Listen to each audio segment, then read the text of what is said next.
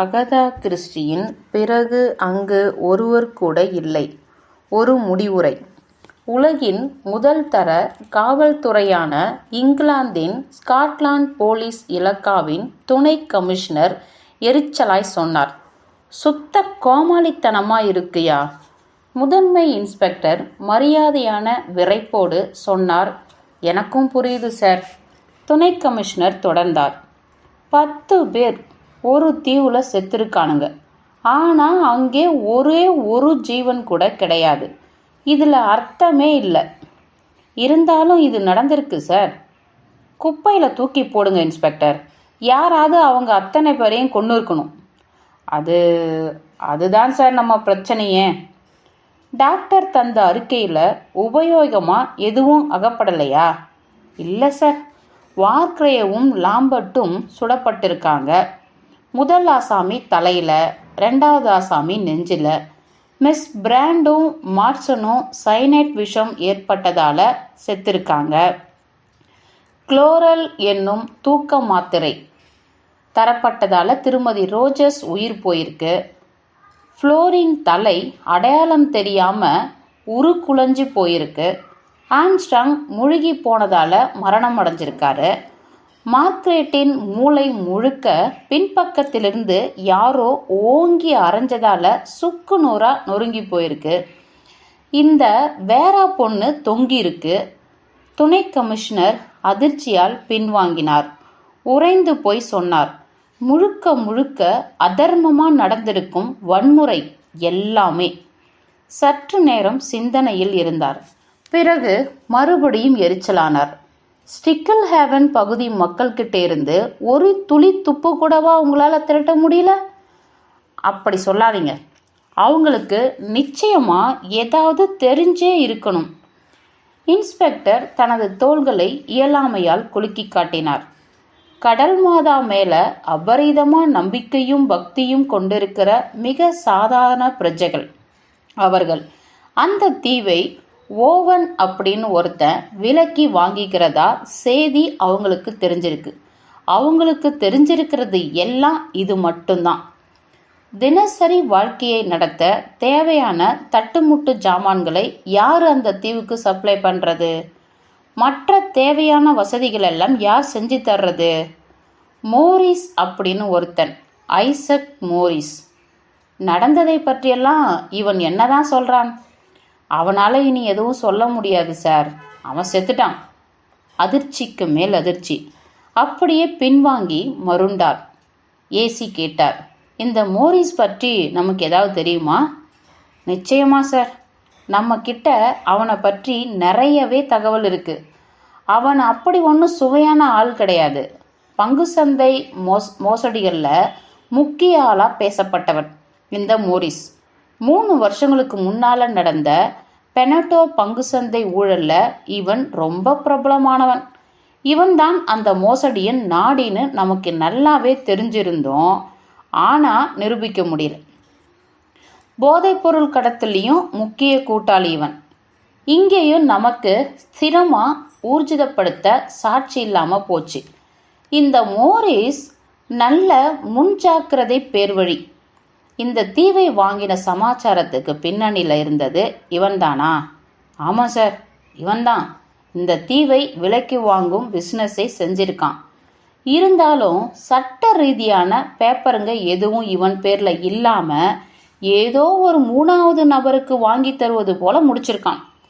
அப்படின்னா பணப்பிரச்சனை இதுக்கு மூலதனமாக இருந்திருக்கு. நாம் தேடியாக வேண்டியிருக்கும். இன்ஸ்பெக்டர் லேசாய் சிரித்தார். மோரிஸ் பற்றி முழுமையாக தெரிஞ்சிருந்த இந்த சந்தேகமே உங்களுக்கு வராது சார். முழு பணத்தையும் கறக்காமல் விடமாட்டான் சார் இந்த மோரிஸ். எப்படியாப்பட்ட மோசமான வழியிலையாவது கறந்துடுவான். அப்படி கறந்த பிறகு அத்தனை பணத்தையும் இவன் தலையில் ஒளிச்சு வச்சிருக்கானா இல்லை காலில் ஒளிச்சு வச்சிருக்கானா அப்படின்னு உலகின் முதல் தர குமாஸ்தா கூட கண்டுபிடிக்க முடியாத அளவுக்கு அதை மறைச்சி வச்சு தலைமொழிகிடுவான். பென்னட்டோ பங்கு சந்தை விவகாரத்தில் மோரிஸின் இந்த திறமையை கண்கூடா நாங்கள் பார்த்தாச்சு. ஆமாம், அவனுடைய பண வழிகளை மிக சரியா மூடிடுவான் இந்த மோரிஸ். துணை கமிஷனர் பெருமூச்சு விட்டார். இன்ஸ்பெக்டர் மேற்கொண்டு போனார்.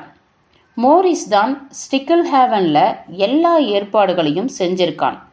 திரு ஓவன் என்னும் முதலாளியோட காரியதரிசி என்பது போல இயங்கியிருக்கான்.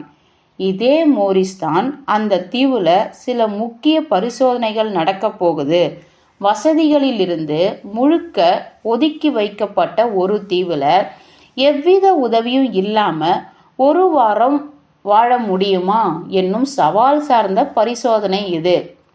ஆகவே அங்கிருந்து உதவி கேட்டு ஏதாவது வேண்டுகோள் வந்தா கூட அதுக்கு கொஞ்சம் கூட செவிமடுக்க கூடாது என்று அங்கே கடற்கரை இருப்பவர்களுக்கு கட்டளையிட்டு இருக்கான்.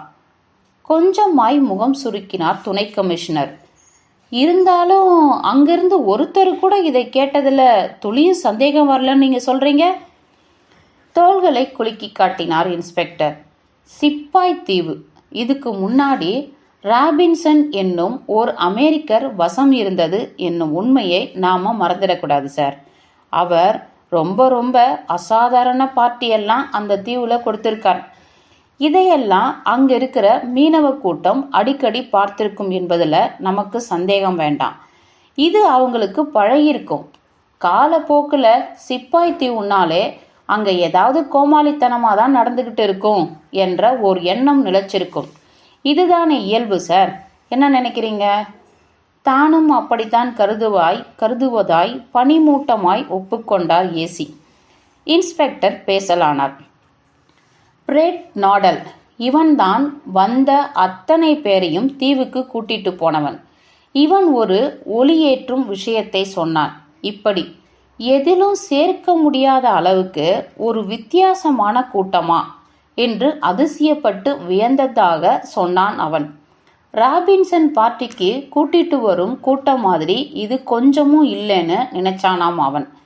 இப்படி சாதாரணமாகவும் அமைதியாகவும் ராபின்சனுடைய கூட்டாளிங்க மாதிரி காட்டு கத்தல் கத்தி கூத்தாடாம இவங்க எல்லாரும் இருந்ததாலேயே எண்ணெய் சமிக்ஞை வந்தாலும் உதவ போகக்கூடாது அப்படின்னு மோரிஸ் இட்டிருந்த கட்டளையும் மீறி அங்கிருந்த கண்ணாடி பிரதிபலிப்பை காட்டி உதவி நாடும் அறிகுறிகள் வந்ததும் நாடல் படகை எடுத்துக்கிட்டு மலமலன்னு உதவி போயிருக்கான். அவனும் இன்னும் சில மீனவர்களும் போனது எப்போது? அங்கிருந்து சமிக்கைகள் வந்ததை சில ஸ்கவுட் மாணவர்கள் 11ஆம் தேதி காலையில பார்த்திருக்காங்க. அன்னைக்கே உடனடியாக கிளம்பி அங்கே போகக்கூடிய சூழ்நிலை இல்லை. படகை கடல்ல செலுத்தும் சாத்தியம் உருவான மறுநொடியே, அதாவது 12ஆம் தேதி மத்தியானம் புறப்பட்டு போயிருக்காங்க. அங்கே இவனுங்க போய் சேருவதற்கு முன்னாடியே தீவிலிருந்து புறப்பட்டு யாரும் வெளியேறி இருக்கும் வாய்ப்பே கிடையாது என்று தீர்மானமா சொல்றாங்க இவங்க. புயலுக்கு அப்புறமா கூட கடல் பொங்கி கொந்தளித்துக்கிட்டே இருந்ததாம். யாராவது நீந்தி கரையேற்க முடியாதா? கரை சேர 1 மைல் தூரம் இருக்கு. கட்டுக்கடங்கா புயல், கொட்டி தீர்த்த மழை, இயந்திர படகு கூட எதிர்த்து முன்னேற முடியாத அளவுக்கு ராட்சச அலைகள். இங்கே ஸ்கவுட் பசங்க நிறைய பேர் மலை உச்சிகளில் நின்றுகிட்டு கடலையும் தீவையும் கண்காணிச்சுக்கிட்டு தான் இருக்காங்க. முடியாது சார். துணை கமிஷனர் பெருமூச்செறிந்தார். பின் கேட்டார், நீங்க அந்த வீட்டில் கண்டெடுத்த கிராம்போன் ரெக்கார்ட் சமாச்சாரம் என்னது? அதுல நமக்கு உளவு தந்து உதவும் எந்த விஷயத்தையாவது உங்களால கிரகிக்க முடியலையா? இன்ஸ்பெக்டர் தன்னுடைய மேலதிகாரியின் கேள்விக்கு சிரத்தையாய் பதிலளித்தார். அதையும் நான் விடல. சினிமாவுக்காகவும் நாடகங்களுக்காகவும் இசைத்தட்டுக்கள் செய்யும் ஒரு நிறுவனத்தால் அது தயாரிக்கப்பட்டிருக்கு. அது அன்வோவன் மோரிஸ் என்னும் முகவரிக்கு அனுப்பப்பட்டிருக்கு. இதுவரை வெளியாகாத ஒரு புது நாடகத்தின் காட்சிக்கு தேவைப்படும் ரெக்கார்டு என்று விளக்கப்பட்டு அந்த இசைத்தட்டு தயார் செய்யப்பட்டிருக்கு. நிறுவனத்துக்கு தரப்பட்டிருந்த வாசகங்கள் திருப்பி சொன்ன முகவரிக்கே அனுப்பப்பட்டிருக்கு. ஓஹ் என்று கண்களை அகல ஒரு முறை விரித்து கொண்ட துணை கமிஷனர், அதுல அப்படி என்னதாயா இருந்தது என்றார். ஆழ்ந்து அந்த விஷயத்துக்கு தான் வரேன் சார் என்றார் இன்ஸ்பெக்டர். தொண்டையை செருமிக் கொண்டார். பேசலானார். அந்த அத்தனை குற்றச்சாட்டுகளையும் என்னால் எந்த அளவுக்கு முடியுமோ அந்த அளவுக்கு துப்பறிஞ்சு பார்த்துட்டேன். ரோஜர்ஸ் குடும்பத்தில் ஆரம்பிப்போம். அவங்க தான் தீவில் முதல்ல வந்து இறங்கியிருப்பது. ஜெனிஃபர் என்பவருக்கு உதவிகள் செஞ்சுக்கிட்டு இவங்க 2 பேரும் இருந்திருக்காங்க. அந்த அம்மா திடுதிப்புன்னு செத்துருது.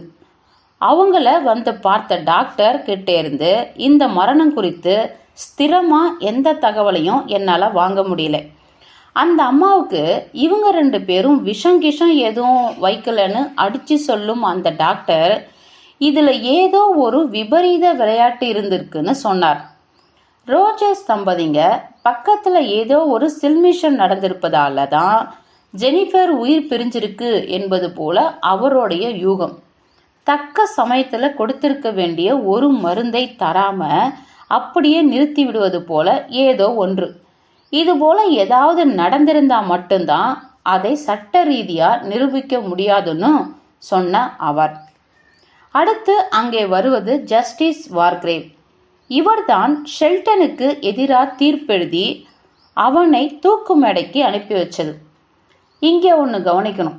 ஷெல்டன் ஒரு குற்றவாளி. மிக தெளிவா அவன் ஒரு குற்றவாளி. ஆனா அவனை தூக்குல ஏற்றி தொங்கவிட்ட பிறகு சாட்சிகள் எல்லாம் மாறின. இப்படி மாறிவிட்ட பிறகுதான் சந்தேகத்துக்கிடமின்றி ஷெல்டன் குற்றவாளி இல்லையோன்னு ஒரு பெரும் புயல் கிளம்பியது. அப்போ 10க்கு 9 பேர் சொன்ன விமர்சனம், ஷெல்டன் குற்றமற்றவன். இறுதியாக ஜட்ஜ் வழக்கினை விலக்கி கூறிய அந்த உரையும் அதன் மீது அவர் எழுதிய இறுதி தீர்ப்பும் அவனை பழிவாங்கும் ஒரு படலம். இந்த வேரா பொண்ணு ஒரு குடும்பத்தை கவனிச்சுக்கிற காரியதரிசி மாதிரியான ஒரு வேலையில கொஞ்ச நாள் இருந்திருக்கா. அங்கேதான் கடல்ல முழுகி விட்டதால ஏற்பட்ட ஒரு துர்மரண சம்பவம் நடந்திருக்கு. இதுல வேராவின் கைகள் நேரடியா இயங்காவிட்டாலும் முழுகிய குழந்தை மேல அதீத பாசம் இருப்பது போல இவளுக்கும் கடல்ல குதிச்சு அதை காப்பாற்ற முயற்சிகள் செய்திருந்தாலும் கடைசி நிமிஷத்துல முயற்சி கை தவறி விட்டது போல முடிஞ்சிருந்தாலும் சார், இந்த பெண்ணோட கட்டுப்பாட்டுல குழந்தை இருந்த போதுதான் இம்மரணம் நிகழ்ந்திருக்கு. ஒரு சிறு பெருமூச்சோடு தொடருங்கள் என்றார் துணை கமிஷனர்.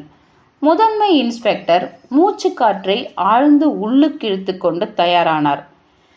இப்ப டாக்டர், நம்ம ஆம்ஸ்ட்ராங் மிக பிரபலமான ஒரு மருத்துவர்.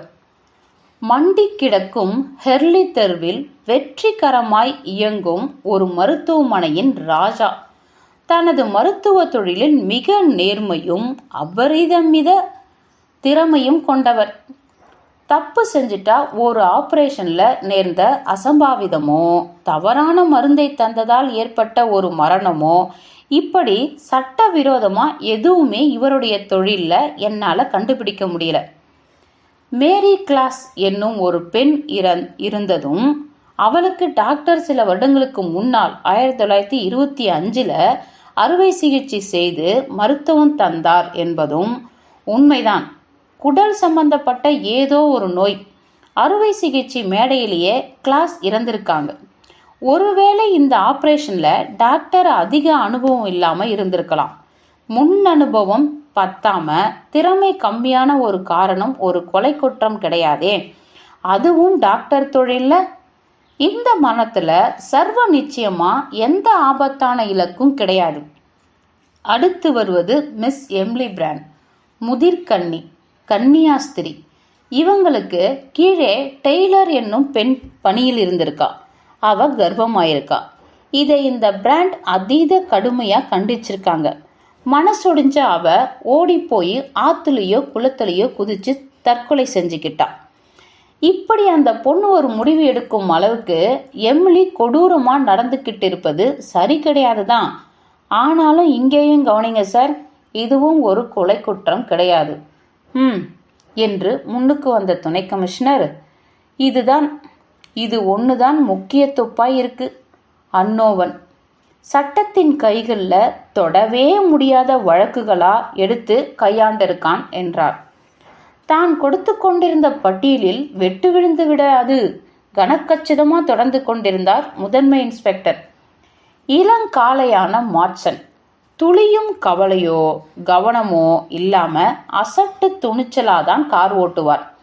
2 தடவை அவரோட கார் லைசன்ஸை கராரா நிறுத்தப்பட்டிருக்கு. அவரை கார் ஓட்டுவதிலிருந்து நிறுத்தி இருக்கணும் என்பதுதான் என்னோட கருத்து. அத்தனை ராட்சச வேகம். எப்பவும் அவரை பற்றி இருக்கிற குறை இது ஒண்ணுதான் சார். அந்த ஜான் மற்றும் லூசி என்பவை 2 குழந்தைகளின் பெயர்கள். இதுங்களைத்தான் மாட்சன் கேம்பிரிட்ஜ் அருகில் மோதி கொண்டிருக்கார். டோனி உடைய சில நண்பர்கள் சாதகமான சாட்சிகள் தந்துவிட அபராத பணம் கட்டிட்டு ஜம்முன்னு வெளியே வந்திருக்கார். அடுத்து ஜெனரல் மார்க்ரெட் பற்றி குறிப்பிடும்படியா என்னால் எதையும் பார்க்க முடியல. சிறப்பான பணி புரிஞ்சிருக்கார், நல்ல பேரு, இப்படி எல்லாமே அவரை பற்றி சிறப்பாக தான் இருக்கு. ஆர்த்தூர் ரிச்மண்ட்னு சொல்லப்பட்ட அந்த பேர் ஒரு சிப்பாய் உடையது. இவருக்கு கீழே தான் ரிச்மண்ட் வேலை செஞ்சிருக்கான். போரில் செத்திருக்கான். அவனுக்கும் ஜெனரலுக்கும் இடையில துளி கருத்து வேறுபாடும் இருந்ததா கிடையாது. சொல்ல போனா இவங்க 2 பேரும் மிக நெருக்கமான நண்பர்களாம். இந்த சேனாதிபதிகள் தேவையில்லாம சிறந்த சிப்பாய்களை தாரை வாத்து தந்துடுறாங்க என்பது போன்ற விமர்சனங்கள் அப்பொழுது விளைஞ்சிருக்கு. மற்றபடி விசேஷமா எதுவும் தென்படல. என்று கேட்டுக்கொண்டார் துணை கமிஷனர். இப்ப பிலிப் லாம்பர்ட் பற்றி. நாடு நாடா போய் பாதாள குற்றங்கள் பலவற்றில் ஈடுபட்டிருக்கான் இவன். சட்டத்தின் கிடுக்குப்பிடியில சிக்கி நீதிமன்றம் போய் தீவிர தண்டனை பெறும் அளவுக்கு சென்று ஓரிரு முறை மரணத்தையே தொட்டு திரும்பியிருக்கான் பிலிப். மிக துணிச்சலான பேர்வழி என்றும் அதிக ஜாக்கிரதையான ஆசாமி என்றும் ரவுடி கூட்டத்தில் பெயர் வாங்கியவன். கொத்து கொத்தா கொலைகளை பண்ணிக்கிட்டு காதும் வச்சது போல தண்ணிக்குள்ளேயே தண்ணி மாதிரி நழுவிடுற மகா திறமைசாலி. அடுத்து புளோர். சொன்ன முதன்மை இன்ஸ்பெக்டரிடம் இப்பொழுது சிறிது தயக்கம் உருவானது. இவர் நம்ம ஜாதி. துணை கமிஷனர் சுண்டப்பட்டார். ஓ, புளோர் என்று விசை கொடுத்து சொன்னான் அவர். சுத்தமற்ற பையன் என்றார். அப்படியா நீங்க நினைக்கிறீங்க சார்? துணை கமிஷனர் பேசினார். அவரை பற்றி என்னோட மதிப்பீடு இதுதான் சார். ஆனா ஒவ்வொரு முறையும் சுவடு தெரியாம தப்பிச்சுடுறதுல மகா கேடி. லாண்டர் வழக்கை எடுத்துக்குங்க. இந்த ஆளு பொய் சாட்சியம் தந்தான் என்பதுதான் என்னோட அபிப்பிராயம். இந்த வழக்கு முடிஞ்ச விதத்துல அப்போ எனக்கு கொஞ்சமும் திருப்தி கிடையாது. ஆனா எதை வச்சு நான் நிரூபிக்க? உதவுற மாதிரி எதுவுமே எனக்கு கிடைக்கல. கூட சில அதிகாரிகள் சேர்ந்துக்கிட்டு தேடினேன். யாராலையும் எதுவும் முடியல.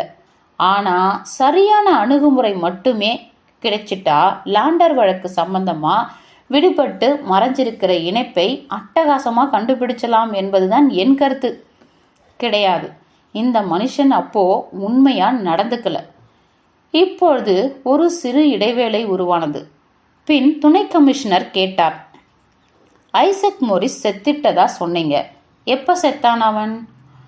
அடுத்து இதை தான் கேட்க போறீங்கன்னு தெரியும் சார். ஆகஸ்ட் 8ஆம் தேதி ராத்திரி செத்திருக்கான் அவன். அளவுக்கு அதிகமான தூக்க மாத்திரைகள் சாப்பிட்டிருக்கான்னு கேள்வி. எதிர்பாராம நேர்ந்ததா அல்லது அது தற்கொலையான்னு காட்ட எதுவும் இல்லை. அடுத்து நான் எதை பற்றி நினைக்கிறேன்னு தெரியுதா இன்ஸ்பெக்டர்? என்னால் யூகிக்க முடியுது சார். திட்டமிட்டபடி அதிர்ஷ்டவசமா நடந்திருக்கிற ஒரு தில்லுமுள்ளுன்னு தோணுது அந்த மோரிஸின் மரணம்.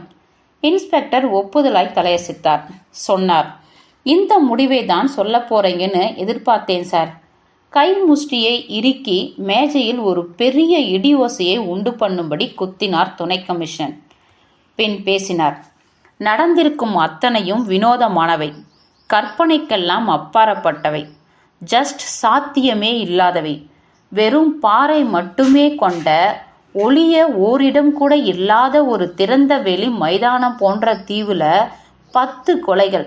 விலாவரியா இவ்வளவு துப்பு துளைக்கி பேசியும் நமக்கு இதையெல்லாம் செஞ்சது யாருன்னு தெரியல, ஏன்னு தெரியல, எப்படின்னும் தெரியல.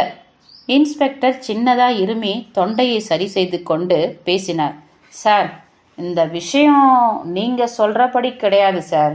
நமக்கு ஏன்னு தெரியும். கிட்டத்தட்ட ஒரு கிறுக்கன்தான் தான் தீர்ப்பு என்று கூறி கெட்ட குழப்பத்தில் சட்டம் தொட முடியாத குற்றவாளிகளை குறி வச்சிருக்கான். சட்டத்தின் பிடிகளுக்கு மிகவும் அப்பாற்பட்ட கொலை குற்றவாளிகளை தேடி அலைஞ்சிருக்கான். அதன் மூலமா 10 பேரை பொறுக்கி எடுத்திருக்கான். நிஜமாவே அவங்க குற்றவாளிகள் தானா அல்லது இல்லையா போன்றவையெல்லாம் அவனுக்கு ஒரு பொருட்டே இல்லை. துணை கமிஷனருக்கு கராராய் சொன்னார். அப்படியா? ஆனால் எனக்கு என்ன தோணுதுன்னா, முடிக்காமல் நிறுத்திவிட்டார் இன்ஸ்பெக்டர். மிக மரியாதையாய் காத்திருந்தார். ஒரு பெருமூச்சுக்கு பிறகு மறுப்பாய் தலையசைத்து கொண்டார் துணை கமிஷனர். தொடருங்க என்றார் அவர். ஏதோ ஒரு முக்கியமான துருப்பு கிடைச்சிட்டதா நினைச்சேன். அது இந்த முழு வழக்கையும் முடிச்சு போட்டுடும் என்பது போன்ற பிரமை. ஆனா தொடர்பு விட்டுடுச்சு, மறந்துட்டேன். நீங்க சொல்லுங்க, விஷயத்தை தொடருங்க. இன்ஸ்பெக்டர் தொடர்ந்தார். 10 பேரை கொன்னாகணும். ஒரு பேச்சுக்கு சொல்வோம், அவங்கள கொன்னாச்சு. அன்னோன் தன்னுடைய திட்டத்தை நிறைவேற்றிட்டாரு. பிறகு எப்படியோ தன்னை ஒரு ஆவி போல ஆக்கிக்கிட்டு அந்த தீவிலேயே காற்றோடு காற்றாய் கரைஞ்சிட்டாரு. துணை கமிஷனர் பேசினார். கரைஞ்சிட்டாரு, சரியா சொன்னீங்க. ஆனாலும் இன்ஸ்பெக்டர், இதை விளக்க ஒரு விளக்கம் அத்தியாவசியம் இல்லையா? இன்ஸ்பெக்டர் தொடர்ந்தார். அவன் அந்த தீவில் இருந்திருக்க கூடாது. அப்பதான் அவனால் தப்பிச்சு வெளியே போயிருக்க முடியாதுன்னு நீங்கள் நினைக்கிறீங்க சார். ஆமாம், அங்கே கொலையாகவே வந்த அந்த 10 பேர் சாட்சியா சொல்கிறேன். அந்த கொலைகாரன் தீவிலே இருந்த ஒருத்தன் கிடையாது. அப்படின்னா இதுக்கு ஒரே ஒரு விளக்கம் மட்டும்தான் சார் இருக்கு. அவன் அந்த 10 நபர்களே ஒருவன். துணை கமிஷனர் அழுத்தமாய் தலையசைத்து ஒப்புக்கொண்டார். விசுவாசமாய் தொடரலானார் இன்ஸ்பெக்டர். நாங்களும் நீங்க நினைக்கிற இதையே தான் நினைச்சோம் சார். இந்த யூகத்தை ஆழமா அலசினோம். இப்போ இது பற்றி பேசுவோம். முதல்ல அங்க சிப்பாய் தீவுல அப்படி என்னதான் நடந்திருக்குன்னு சுத்தமா தெரியாத முழு இருட்டில் நாம இல்லை சார். வேரா கிளார்தன் டைரி எழுதும் பழக்கம் இருந்திருக்கு. எமிலிக்கும் வயதான வார்கிரேவுக்கும் சில விஷயங்களை குறிச்சு வச்சிருக்கார். கிறுக்கலா, ரொம்ப விவரமா புரியாத குறிப்புகள். ஆனா விஷயத்தை கிரகிச்சிக்க முடியுது. இந்த ஃப்ளோர் கூட எழுதியிருக்கார். இந்த தனித்தனியான அனைத்து குறிப்புகளும் ஒத்து போகின்றன சார். மரணங்கள் இந்த வரிசையில தான் நடந்திருக்கு. ஆண்டனி மார்சன், திருமதி Ethel Rogers, General Margaret Rogers, Miss Emily Brent, Wargrave. நீதிபதியின் மரணத்துக்கு பிறகு டாக்டர் ஆம்ஸ்ட்ராங் தனியா கிளம்பி வெளியேறினதாகவும் அவரை பின்தொடர்ந்து பிலிப் லாம்பர்ட்டும் ஃப்ளோரும் கிளம்பி போனதாகவும் குறிப்பு எழுதியிருக்காங்க வேரா. கூடுதலா இன்னும் ஒரு விஷயத்தை ஃப்ளோர் எழுதியிருக்கார். 2 வார்த்தைகள் அவை. ஆம்ஸ்ட்ராங் மறைஞ்சிட்டார். இந்த கட்டத்தில் தான் சார் பேசிய அனைத்தையும் நாம் கருத்தில் எடுத்துக்கிட்டு பார்க்கும்போது மிக சிறப்பான ஒரு தீர்வினை நம்மால் அடைய முடியும்னு எனக்கு தோணுச்சு. ஆம்ஸ்ட்ராங் மூழ்கி இறந்திருக்கார். நினைவிருக்கட்டும் சார். இந்த ஆம்ஸ்ட்ராங் தான் நாம குறிவைத்து தேடிக்கிட்டு இருக்கும் அந்த கொலைக்கார பைத்தியக்காரன் என்னும் பட்சத்தில் எல்லோரையும் கொன்னு தீர்த்தாச்சு என்னும் திருப்தி ஆதிக்கத்தால நேரா மலை உச்சிக்கு போய் நிம்மதியா கீழே குதிச்சு தற்கொலை பண்ணிக்கொள்வதிலிருந்து இவரை தடுத்து நிறுத்த என்ன இருக்கு? இல்லைன்னா போன வேலையை வெற்றிகரமா முடிச்சிட்ட கையோட கடல்ல குதிச்சு தப்பி விடுவதிலிருந்து இவரை தடுக்க தான் என்ன இருக்கு? இது சூப்பரான தீர்வுதான். ஆனால் இது வேலைக்கு ஆகாது. இது சரியான தீர்வு ஆகாது சார், ஆகாது. முதல்ல இதுக்கு எதிராக நிற்பது போலீஸ் மருத்துவருடைய சாட்சியம். 13ஆம் தேதி காலையில சிப்பாய் தீவை இவர் அடைஞ்சிருக்கார். இவரோட பரிசோதனைகள் முடிவுகளை வச்சுக்கிட்டு அதிகமா இவரால் எதுவும் சொல்ல முடியல. 36 மணி நேரங்களோ அல்லது அதற்கு முந்தைய காலத்திலோ தான் அத்தனை பேரும் இருந்திருக்காங்கன்னு மட்டும்தான் இவரால் சொல்ல முடிஞ்சது. ஆனா இந்த ஆம்ஸ்ட்ராங் பற்றி மட்டும் நல்ல ஸ்திரமா இவரால் அறிக்கை தர முடியுது.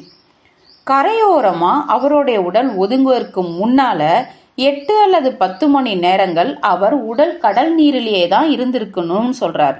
இதிலிருந்து ஆம்ஸ்ட்ராங் 10ஆம் தேதி கடந்த நள்ளிரவு பொழுதிலே தான் வெளியேற்கணும் என்பது விளங்குது. ஏன்னா விளக்குறேன், எந்த இடத்துல டாக்டருடைய உடல் கரை ஒதுங்கி இருந்தது என்பதை நாங்கள் பார்த்தோம். அது 2 பாறைகளுக்கு இடைப்பட்ட ஓரிடம். அங்கே துணியின் சிதறல்கள், கொஞ்சம் முடி இத்தியாதிகள் இருந்தன. இதெல்லாம் 11ஆம் தேதி காலையில் ஒரு 11 மணி வாக்கில் எழும்பி அடித்த அலைகளின் தாக்கத்தால் அங்கே கொண்டு வந்து சேர்க்கப்பட்டிருக்கணும். அதுக்கு பிறகு புயல் அடங்கிடுச்சு. புயலுக்கு பிந்தைய கடல் அலைகளின் சீற்றமும் அப்படியே வடிஞ்சிடுச்சு. ஆம்ஸ்ட்ராங் வெளியேறி கடலுக்குள்ளே இறங்குறதுக்காக முன்னாடியே மீதம் இருந்த 3 பேரையும் ஏதோ ஒரு திணுசுல தீர்த்து கட்டியிருப்பார்னு நீங்க சொல்ல வரலாம். ஆனா இங்கே சிக்கலா இன்னொரு விஷயம் வந்து நிக்குது. இதை யாராலையும் விளக்க முடியல. கரையிலிருந்து விலகி கடல் நீர் தீண்டவே முடியாத ஓர் உயரத்துக்கு டாக்டர் ஆம்ஸ்ட்ராங்கின் உடல் இழுத்து போடப்பட்டிருந்தது. எத்தனை பெரிய அலை வந்தாலும் தொட முடியாத தூரத்துக்கு அவருடைய உடல் இழுத்து போடப்பட்டிருப்பதை நாங்களே கவனித்தோம். மேலும் அந்த உடல் மிக சரியா நேர்த்தியா கிடத்தப்பட்டு தரையிலிருந்து கடல் நீரால் அடித்து கொண்டு வந்து போடப்பட்டது போல இல்லாமல். ஆக இது ஒரு விஷயத்தை சர்வசாதாரணமா விளக்கிடுது. யாரோ தீவுல உயிரோடு உலவிருக்காங்க. ஆம்ஸ்ட்ராங் இறந்த பிறகு. இங்கு சற்று நிறுத்தி கொண்டார் இன்ஸ்பெக்டர். பின் தொடரானார். இது நமக்கு எதை சரியா விளக்குதுன்னு தெரியுதா சார்? 11ஆம் தேதி இளங்காலை பொழுதின் நிலைமையை ஆம்ஸ்ட்ராங் மறைஞ்சிட்டார், அதாவது முழுகிட்டார். இது 3 நபர்களை நமக்கு முன்னாடி நிறுத்துது. பிலிப் லாம்பர்ட், ஃப்ளோர் மற்றும் வேரா கிளார்டன். லாம்பர்ட் சுடப்பட்டிருக்கான். அவனுடைய உடல் கரையிலேயே கிடந்தது. ஆம்ஸ்ட்ராங் உடலுக்கு பக்கத்திலே அவளுடைய படுக்கை அறையிலேயே தூக்கில் தொங்கிக் கொண்டிருந்த நிலையில் வேரா கிளார்டனின் உடல் கிடைச்சது. ஃப்ளோரின் உடல் வாசல் சமவெளி பகுதியில் இருந்தது. அவருடைய தலை அவர் உடல் கிடந்த பகுதியின் மேலிருந்த ஒரு ஜன்னல் வழியா வீசப்பட்ட கனமான சலவை கல்லால் கூழாகியிருக்கிறது. துணை கமிஷனர் விறுவிறு என கேட்டார். அது யாருடைய ஜன்னல்? வேரா கிளார்டனுடையது. இப்ப சார், இந்த ஒன்னையும் தனித்தனியா எடுத்துப்போம். முதல்ல பிலிப் லாம்பர்ட். அந்த கனமான சலவை கல்லை ஃப்ளோரின் தலை பார்த்து தள்ளிவிட்டது. இவன் தான் வச்சுப்போம். பிறகு வேராவை அடிச்சு வீழ்த்தி அவளை தூக்குல தொங்க விட்டதா இருக்கட்டும். இதுக்கெல்லாம் பிறகு கடற்கரை போகும் அவன் தன்னைத்தானே சுட்டி கொண்டு இறந்து போகிறான். சரியா? இப்படித்தான் நடந்ததுன்னா இவனிடம் இருந்து துப்பாக்கியை எடுத்து போனது யார்? மாடியிலிருந்து வார்கிரேவ் அரைவாசல்ல துப்பாக்கி கண்டெடுக்கப்பட்டிருக்கு. துணை கமிஷனர் கேட்டார். அதுல ஏதாவது கைரேகை? ஆமாம் சார், இருந்தது. வேரா கிளார்டனின் கைரேகைகள். அது எப்படி? அப்படின்னா நீங்க சொல்ல வர்றது புரியுது சார். சுட்டது வேரா. இவ தான் பிலிப்பை சுட்டு பொசுக்கிட்டு துப்பாக்கியை கையோடு எடுத்துக்கிட்டு வீட்டுக்கு போய் கீழே தேடி வந்த ஃப்ளோரின் தலையில கல்லை போட்டுட்டு தனக்குத்தானே தூக்கு போட்டுக்கிட்டா. இது வரைக்கும் எல்லாமும் சரிதான் சார். பிறகு இன்னொரு விஷயம் குழப்பமா இருந்ததால, ஆனா குழப்பமா இருக்கே, வேரா படுக்கறையில ஒரு நாற்காலி இருக்கு. அதுல இருக்கும் கடல் மண், ஈரம் இவையெல்லாம் வேரா காலில் இருந்த தடயங்களோட அப்படியே ஒத்து போகுது. இதை வச்சு பார்த்தா வேரா நாற்காலியில ஏறிக்கிட்டு சுருக்கை சரியா தன் கழுத்துக்கு பொருத்திக்கிட்டு கடைசியா நாற்காலியை உதைச்சி விட்டதா தான் தெரியுது. ஆனா அந்த நாற்காலி உதைச்சி எரியப்பட்ட நிலையில இல்லையே. அது மற்ற ஏனைய நாற்காலிகளைப் போலவே மிக அழகா சுவரை ஒட்டி அடக்கமா உட்கார ஏதுவா இல்ல போடப்பட்டிருந்தது. இது வேராவின் மரணத்துக்கு பிறகு செய்யப்பட்டிருக்கு, யாரோ ஒருவனால். இப்போது மிஞ்சுவது ஃப்ளோர் மட்டும்தான். இவர்தான் பிலிப் லாம்பர்ட்டை கொன்னிட்டு வேராவை இழுத்துக்கிட்டு போய் தூக்குல தொங்க விட்டுட்டு அங்கிருந்த ஜன்னல் தட்டுல ஒரு பெரிய சலவை கல்லை வச்சுட்டு அதன் நுனியில பெரிய கயிறை கட்டி அதை கீழே வரைக்கும் தொங்கும்படி செஞ்சிட்டு மலமலன்னு கீழே போய் அந்த கயிறை பிடிச்சு இழுத்து கல்லை விழ செய்து அந்த மனுஷன் போய் சேர்ந்தான்னு சொன்னா இது நம்பும்படியாவா இருக்கு? எந்த ஆம்பளையும் இப்படியெல்லாம் தற்கொலை செஞ்சுக்கிட்டதா வரலாறே கிடையாது. மேலும் ஃப்ளோர் அப்படிப்பட்ட ஒரு கோழை கிடையவே கிடையாது. நமக்கு ஃப்ளோரை தெரியும், கொல்வாரை தவிர கொன்னுக்க மாட்டார். துணை கமிஷனர் ஒத்துகிறேன் என்றார். இன்ஸ்பெக்டர் பேசினார். ஆகவே சார், அங்க யாரோ இன்னொருத்தன் தீவுல இருந்திருக்கணும். யாரோ ஒருவன் அத்தனை சுவடுகளையும் முழுக்க துடைத்தெறிந்துவிட்டு தன் திட்டத்தையும் வெற்றிகரமா நிறைவேற்றிவிட்டு வெளியேறிக்கணும். அவன் முழுக்க முழுக்க அங்கேதான் இருந்திருக்கான். ஆனா பிறகு எங்கே போனான்? அவங்களை காப்பாற்ற படகு போய் சேருவதற்குள்ளே ஒரு ஈ காக்கா கூட அங்க இருந்து தப்பிக்க முடியாது என்பதில் மிக ஸ்திரமாய் இருக்காங்க ஸ்டிக்கிள் ஹேவன் மீனவர்கள். இந்த நிலைமையில நிறுத்திவிட்டார் இன்ஸ்பெக்டர். துணை கமிஷனர் கேட்டார், இந்த நிலைமையில? இன்ஸ்பெக்டர் பெருமூச்செறிந்தார். மறுப்பாய் தலையை அசைத்து கொண்டார். முன்னால் வளைந்து துணை கமிஷனருக்கு சற்று நெருக்கமாய் வந்தார். இந்த நிலைமையில என்று மறுபடியும் குறிப்பிட்டு விட்டு கேட்டார், யார் அவங்கள கொன்னது?